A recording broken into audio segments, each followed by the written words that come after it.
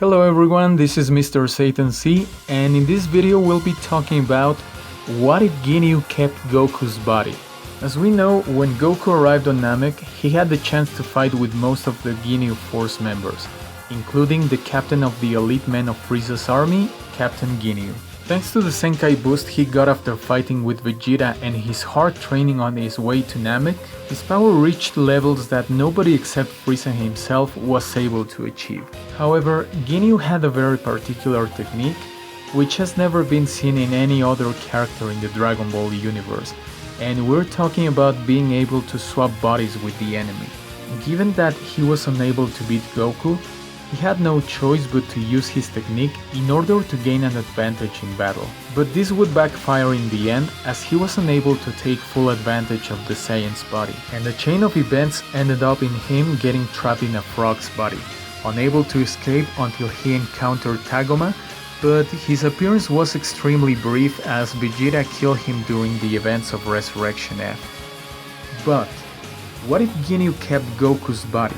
In the original story, and after swapping bodies with Goku, Ginyu and Jace went to where the Dragon Balls were buried in order to keep them safe. However, in this what if, Ginyu would have followed Frieza to Guru's place in order to inform him that the biggest threat to his wish of becoming immortal was eradicated. Seeing the captain with Goku's body would have reminded him that moment in the past when Bardock fought him, but he wouldn't have had time to ask himself about it, as he was looking forward to obtaining the way to summon Namek's dragon and obtaining immortality. In the meantime, Jace would have gone to where the Dragon Balls were in order to make sure that Vegeta and company stayed away from them. But as we know, they had the Dragon Radar and were able to locate them. After realizing this, Jace would have tried to get rid of them, but as Vegeta had obtained a huge Senkai boost, he was able to fight and kill Jace. Shortly after, Goku and Ginyu's body would have arrived with Gohan and the others and told the story about what had happened to his body. Back to Guru's place, Frieza would have asked Nail to tell him the way to summon the dragon, but we know how that went. Given that Ginyu was present there, Frieza would have asked him to force the Namekian to tell him the code for the Dragon Balls. This would have been interesting for Frieza in order to see the power Ginyu had obtained with Goku's body. But as Ginyu wasn't able to fully control the Saiyan's body, he would have been beaten, so before something worse happened to the captain, Frieza would have fought Nail. After this, Nail would have told Lord Frieza that Dende was on his way to help Gohan and company in order to summon the dragon and get their wishes granted, so he and Ginyu would have gone to where the small Namekian was going. Once Dende found Gohan and Krillin, they would have wished for Piccolo to be resurrected and be brought to Namek.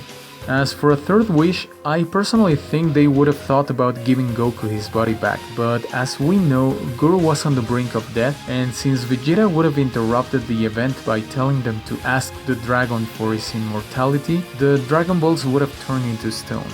Then, Frieza and Ginyu would have arrived, and this time Ginyu would have fought Gohan and Krillin, while Vegeta would have faced Frieza in his first form. It's likely that, unlike the original story, Vegeta wouldn't have dared Frieza to transform, given that Ginyu was there too, so a battle between him and first form Frieza would have lasted longer. Once on Namek, Piccolo would have encountered Nail and fused with him, becoming the warrior who was able to fight Frieza in his second form with a slight advantage in the original story. After all this, Piccolo would have finally arrived, seeing that Vegeta was having a hard time and that Gohan and Krillin were at a disadvantage as Ginyu was getting used to his new body. The bad guys would have been surprised to find out there was still a Namekian alive, but even more after realizing his true power once he had fought Frieza in his first form, who basically had half the power of his second form. This would have forced Frieza into transforming. While Vegeta no longer fighting him, he would have chosen to fight Ginyu instead. As Ginyu would have been badly beaten, he would have thought about swapping bodies with Vegeta, and while Frieza was transforming, it would have been the perfect distraction to use his technique on the Prince of All Saiyan, leaving him with Goku's body heavily injured and unable to battle.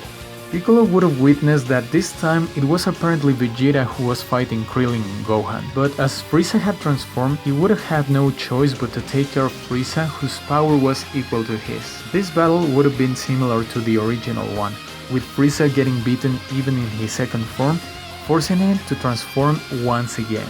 While Frieza was immobile, he would have used that time in order to help the other fighters against Ginyu in Vegeta's body.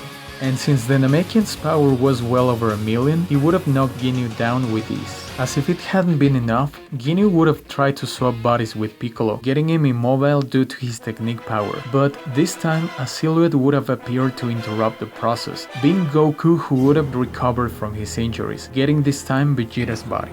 So, all in all, Vegeta would have been injured with Goku's body. Goku would have had Vegeta's injured body, and Ginyu would have got his body back. Being at full health, Ginyu in his original body would have joined third form Frieza to fight Piccolo, and as we know, he wouldn't have stood a chance against Frieza, let alone with Ginyu on his side. But once Piccolo was about to get killed, a Ki Blast would have hit Frieza out of the blue, being Goku in Vegeta's body responsible for this. Thanks to Dende's presence, he would have cured both Saiyans, who would have got a Senkai boost as a result, being able to surpass Frieza in his third form. While Goku would have fought Frieza, Vegeta would have fought and get rid of Ginyu for good, as he knew how dangerous his technique was. Realizing this, Frieza would have gone for his final form, and even at his 2%, especially as the Saiyans were still adapting to their new bodies, Lord Frieza would have swept the floor with both of them. However, as time went by, the Saiyans would have adapted to each other's body, thus giving Frieza with his power suppressed a hard time and forcing him to fight at half his full power. As a result, the Saiyans would have been at a disadvantage, being forced to use powerful techniques such as the Gallic Gun and the Kaioken, assuming of course they can use those techniques in their new bodies. With both attacks, Frieza would have received quite a lot of damage, but not enough to be beaten.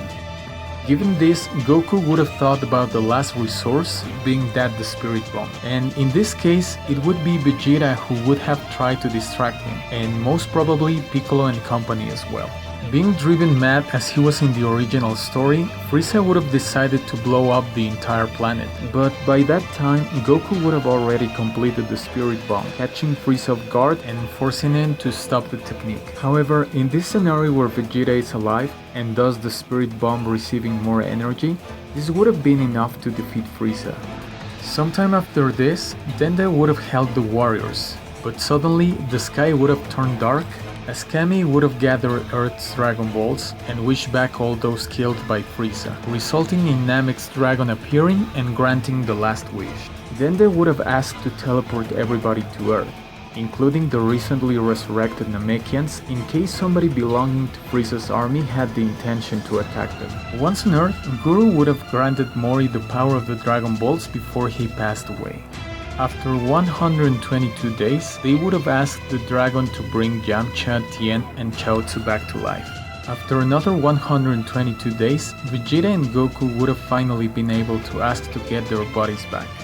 With the second wish, they would have asked to rebuild everything that was destroyed by Frieza and his men on Namek. And with the third wish, they would have returned to Namek after knowing that apparently nobody related to Frieza had shown up on that planet. The problem with the Sea Warriors would have been King Cold going to Earth, as none of the Saiyans was able to transform so far, but I think that there would have been two scenarios in which they could have won this fight. Trunks showing up or Piccolo fusing with Kami.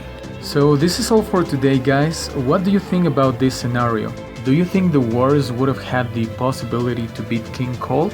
Please let me know your thoughts on the comment section. If you liked the video, don't forget to give it a thumbs up and subscribe for more content about Dragon Ball. See you in the next video.